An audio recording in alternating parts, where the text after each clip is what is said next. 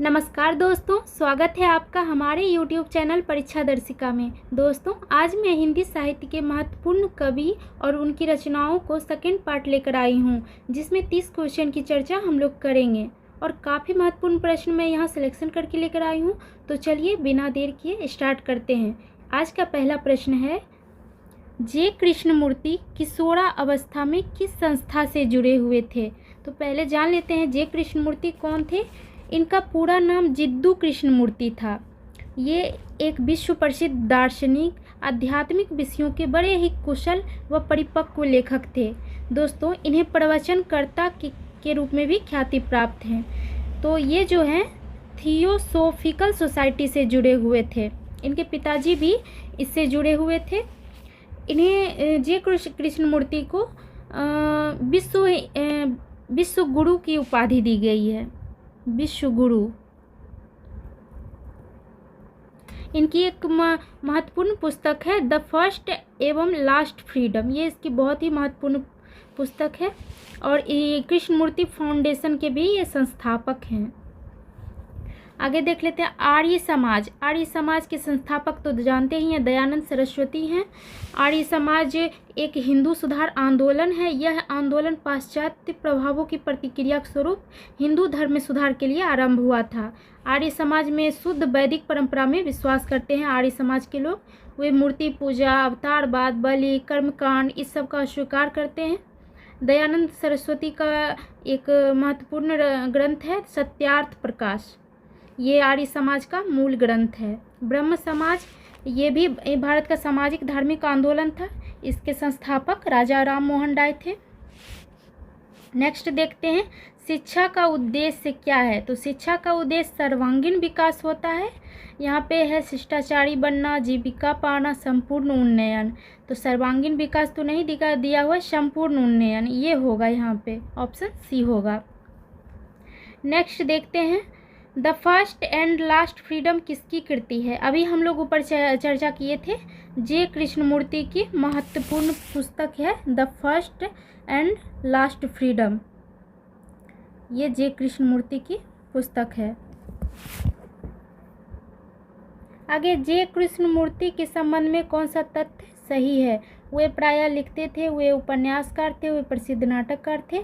तो वे प्रायः बोलते थे, संभाषण करते थे। ये होगा ऑप्शन।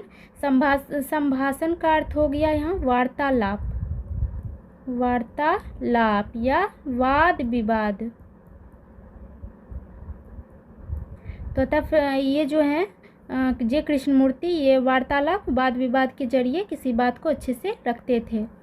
नेक्स्ट देखते हैं हंसते हुए मेरा अकेलापन कौन सी विधा है। डायरी विधा है, निबंध है, लघु कथा या नाटक। तो हंसते हुए मेरा अकेलापन ये एक डायरी विधा है फ्रेंड्स। अब डायरी ये इसके जो रचनाकार हैं हंसते हुए अकेलापन, ये मलयज की रचना है। इसके रचनाकार मलयज है। अब जान लेते हैं डायरी विधा के बारे में। तो डायरी विधा व्यक्ति द्वारा लिखा गया व्यक्तिगत अनुभवों, सोच, भावनाओं का एक लिखित संग्रह रूप है। निबंध विधा क्या है। तो निबंध गद्य की उस रचना को कहते हैं जिसमें सीमित आकार के भीतर किसी एक विषय का वर्णन सजीवता, स्वच्छंदता के साथ किया जाता है। इस विधा में लेखक का व्यक्तित्व जो है, निबंध विधा में लेखक का व्यक्तित्व तो साफ झलकता है। उसका अपना दृष्टिकोण, शैली, विचार इस सब का परिचय मिल जाता है। लघु कथा यह छोटी कहानी नहीं है। यह विधा अपने एकांकी स्वरूप में किसी भी एक विषय या घटना पर आधारित होता है। नाटक यह एक स्वतंत्र विधा है, स्वतंत्र विधा है। इसमें घटनाओं की बहुलता होती है, घटनाओं की बहुलता होती है। नेक्स्ट देख लेते हैं सलाम कहानी संग्रह के कहानीकार है। तो इसके कहानीकार हैं ओम प्रकाश वाल्मीकि। दोस्तों, ओम प्रकाश वाल्मीकि की ये चर्चित कहानी है सलाम। तो इसमें जो है दलित जीवन का संघर्ष दिया गया।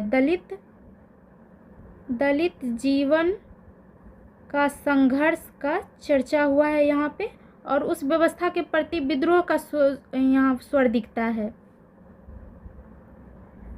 ओम प्रकाश वाल्मीकि जो हैं ये दलित साहित्य के प्रतिनिधि रचनाकार थे।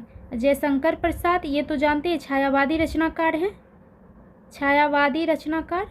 कृष्णा सोबती ये हिंदी की आख्यायिकी लेखिका थी। ये अपनी बेबाक कथात्मक रचनात्मक शैली के लिए जानी जाती थी। कमलेश्वर ये 20वीं शताब्दी के सबसे सशक्त लेखकों में से एक है। इनकी कहानी, उपन्यास, पत्रकारिता, फिल्म, पटकथा जैसे अनेक विधाओं में इन्होंने अपनी रचना चलाई। अगला है कौन सी पुस्तक नामवर सिंह की है? पीली छतरी वाली लड़की। ये पीली छतरी वाली लड़की ये उदय प्रकाश की उपन्यास है। इसके रचनाकार उदय प्रकाश है। ये उपन्यास है, उपन्यास। फ्रेंड्स इसकी कथा वस्तु है कि इसमें एक युवक और युवती के बीच प्रेम कहानी है। इस प्रेम कहानी के रास्ते में जाति व्यवस्था, सामाजिक मूल्य जैसी कई रुकावटें आती है। पृथ्वीराज रासो ये चंद्रवरदाई की रचना है। पृथ्वीराज रासो चंद्रवरदाई की कृति है। हिंदी की प्रसिद्ध रासो काव्य है। ये जो है पृथ्वीराज रासो, इसमें अधिकांशतः वीर रस है। ये डिंगल भाषा में लिखा गया है फ्रेंड्स, डिंगल भाषा में। पृथ्वीराज रासो की भाषा भी पूछता है एग्जाम में, किस भाषा में लिखा गया, तो डिंगल भाषा में लिखा गया है। अंतराल के रचनाकार मोहन डाकेश हैं। ये उपन्यास है। अंतराल एक उपन्यास है। इसके रचनाकार मोहन राकेश है, मोहन राकेश। ना आने वाला कल ये भी मोहन डाकेश की उपन्यास है।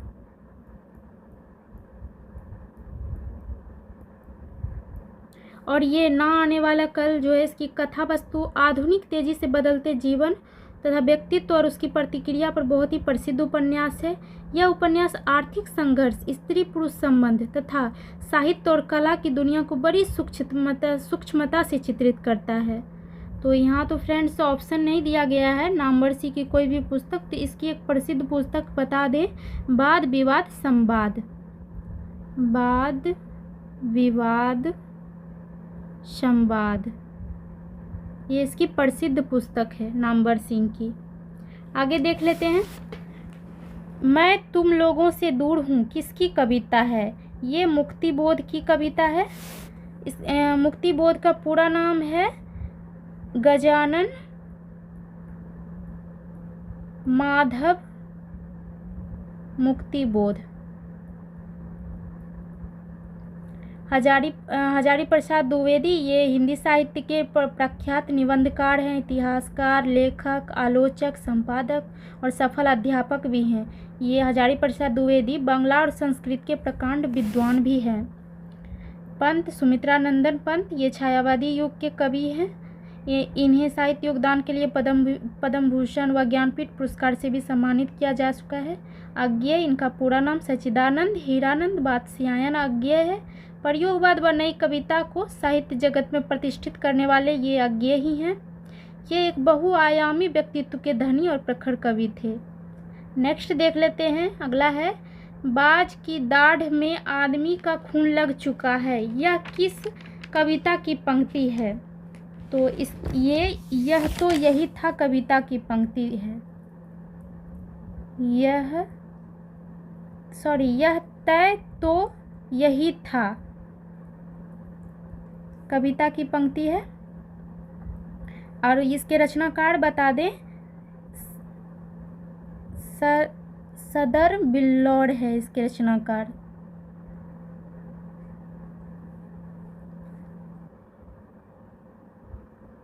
मोहन डाकेश की एकांकी का शीर्षक है ये सिपाही की माँ है। एकांकी का मतलब जान लेते हैं, एक अंक वाला। एक अंक वाला। ये इस एकांकी में सिपाही की माँ घर में अकेली बैठी हुई है और अपने बेटे की याद उसे आती है, और अपने बेटे की वीरता और समर्पण के बारे में वो सोचती है जो देश के लिए काम कर रहा होता है। आगे देख लेते हैं। वैशाली महोत्सव का बीजारोपण किसने किया? जगदीश चंद्र माथुर ने। नेक्स्ट है कौन सी कृति माथुर जी की नहीं है? ये रेशमी टाई राम कुमार वर्मा की कृति है। राम कुमार वर्मा। ये एक एकांकी है, रेशमिताई एकांकी है, एकांकी नाटक है ये। इनमें से कौन सी कृति मोहन डाकिस की है? जानवर और जानवर, ये मोहन डाकिस की रचना है। जिंदगी मुस्कुराई, ये कन्हैया लाल मिश्र प्रभाकर की रचना है। कोसी का घटवार, ये शेखर जोशी का निबंध संग्रह है। शेखर जोशी, सॉरी ये निबंध संग्रह नहीं है, ये कहानी है। जिंदगी और मुस्कुराई, ये है निबंध संग्रह।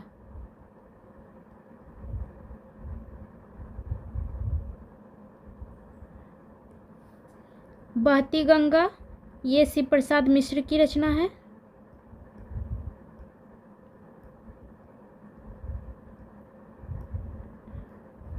ये जो कृति है बहती गंगा, ये आख्यान और किंवदंतियों का एक अद्भुत मिश्रण वाला उपन्यास है। ये उपन्यास है बहती गंगा, जिसमें आख्यान और किंवदंती है। कौन सी कृति मोहन डाकिस की नहीं है?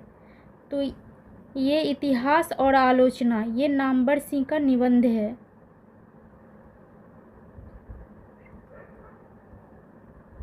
ये एक निबंध है। देख लेते हैं एक और जिंदगी। ये एक और जिंदगी है, इसका मुख्य प्रतिपाद जो है कहानी का, ये दाम्पत्य जीवन से संबंधित है। बंद अंधेरे कमरे में, ये उपन्यास है, मोहन डाकिस की उपन्यास है। मोहन डाकिस को नई कहानी आंदोलन के शीर्ष कथाकार के रूप में भी जाना जाता है। आधे अधूरे, आधे अधूरे, ये भी मोहन डाकिस की रचना है। एक और जिंदगी, ये मोहन डाकिस की ही रचना है। आधे अधूरे मोहन डाकिस की रचना है। इसे 3 स्तर पर देखा गया है। ये मध्यवर्गीय जीवन पर आधारित एक नाटक है। 3 स्तरों पे देखते हैं तो यह नाटक जो स्त्री पुरुष के लगाव और तनाव का दस्तावेज है। दूसरे स्तर पर देखें तो यह पारिवारिक विघटन की गाथा है। एक और अन्य स्तर पर देखें तो यह नाटक मानवीय संतोष के अधूरेपन को रेखांकित करता है। जो लोग जिंदगी में बहुत कुछ चाहते हैं, उसकी तृप्ति अधूरी रह जाती है, तो इसी पे आधारित है आधे अधूरे। नेक्स्ट देख लेते हैं, भगत सिंह प्रभावित थे, ये कार्ल मार्क्स से होंगे। मैं नास्तिक क्यों हूँ, यह किसका लेख है? ये भगत सिंह का लेख है। Option number A. मतवाला पत्रिका कहाँ से निकलती थी? ये कोलकाता से निकलती थी मतवाला पत्रिका। इसके संपादक जो हैं ये संयुक्त रूप से हैं। पहले संपादक, प्रथम संपादक महादेव प्रसाद सेठ थे। महादेव प्रसाद सेठ। दूसरे संपादक शिवपूजन सहाय हैं। शिवपूजन सहाय। एक और महत्वपूर्ण संपादक हैं सूर्यकांत त्रिपाठी निराला। आगे देख लेते हैं, गांधारी थी, ये दुर्योधन की माँ थी Gandhari. Option number A. Next है, फ्री प्रेस के मालिक कौन थे? ये सदानंद जी थे। फ्री प्रेस जो है ये समाचार पत्र था, अंग्रेजी भाषा का दैनिक समाचार पत्र था और इसके मालिक हैं सदानंद जी। इसका स्थापना 1928 में हुआ। आगे देख लेते हैं, पुरानी हिंदी रचना है, ये चंद्रधर शर्मा गुलेरी जी की रचना है। अब पुरानी हिंदी किसे कहते हैं? तो फ्रेंड्स, भाषा के इतिहास के बारे में जिक्र करते हैं तो भाषा के इतिहास में पहला वैदिक संस्कृत आता है, वैदिक संस्कृत, फिर आया लौकिक संस्कृत, फिर पाली, प्राकृत, अपभ्रंश के बाद अबहट्ट भाषा आया। यही जो अबहट्ट है, इसी अबहट्ट को पुरानी हिंदी कहा गया। इसे ही पुरानी हिंदी कहा जाता है। आचार्य रामचंद्र शुक्ल देख लेते हैं। ये हिंदी के आलोचक, कहानीकार, निबंधकार, इतिहासकार थे। इनकी एक प्रसिद्ध पुस्तक है हिंदी साहित्य का इतिहास। ये इनकी बहुत ही प्रसिद्ध पुस्तक है। हजारी प्रसाद द्विवेदी, ये आलोचक और उपन्यासकार थे। ये बांग्ला और संस्कृत भाषाओं के विद्वान थे। नामवर सिंह, ये तो हिंदी के मूर्धन्य आलोचक, संपादक, विद्वान भी रहे हैं। गुलेरी जी, ये कथाकार और व्यंग्यकार, निबंधकार थे। नेक्स्ट देख लेते हैं, मनुष्य की बातचीत का उत्तम तरीका क्या है? उत्तम तरीका है अवाक होकर अपने से बातचीत करना। ऑप्शन नंबर डी होगा।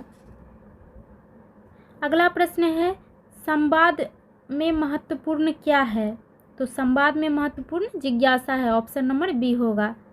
नेक्स्ट है, उसने कहा था किस प्रकार की कहानी है? तो उसने कहा था चंद्रधर शर्मा गुलेरी जी की कहानी है, चरित्र प्रधान कहानी। ऑप्शन नंबर बी होगा।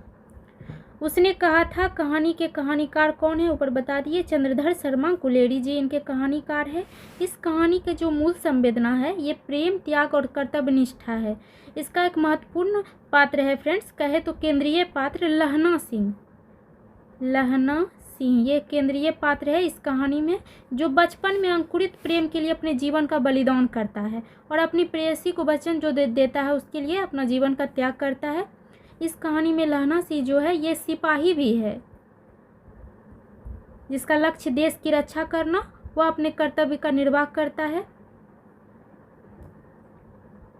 उसने कहा था किस प्रकार की कहानी है? ये प्रेम पवित्र कहानी है। प्रेम पवित्र कहानी है। जहाँ प्रेम रहता है वहाँ भाव होता है, तो इसलिए ये भाव प्रधान कहानी है। इनमें कौन सी रचना जगदीश चंद्र माथुर की है? ओ सदा नीरा, ये जगदीश चंद्र माथुर की रचना है। तिरीछ जो है ये उदय प्रकाश की महत्वपूर्ण कहानी है। उदय प्रकाश इसके रचनाकार है। ये जो कहानी है तिरीछ, इसमें उदय प्रकाश जी ने शहरी समाज की संवेदनहीनता और अमानवीयता को उद्घाटन इन्होंने किया है। हंसते हुए मेरा अकेलापन, ये मलियज की डायरी है। मलियज की डायरी है ये। थारन शब्द किस शब्द से विकसित होता है? तो थार शब्द से विकसित होता है, मरुस्थल होता है इसका मतलब। नेक्स्ट है, बिहार का कौन सा विशाल स्तूप प्राचीन स्थापत्य की अभूतपूर्व कृति है? नंदगढ़। ऑप्शन नंबर ए होगा। प्रगीत और समाज किस पुस्तक में संकलित है? प्रगीत और समाज ये वाद विवाद संवाद में संकलित है। नेक्स्ट है, नामवर सिंह के गुरु कौन थे?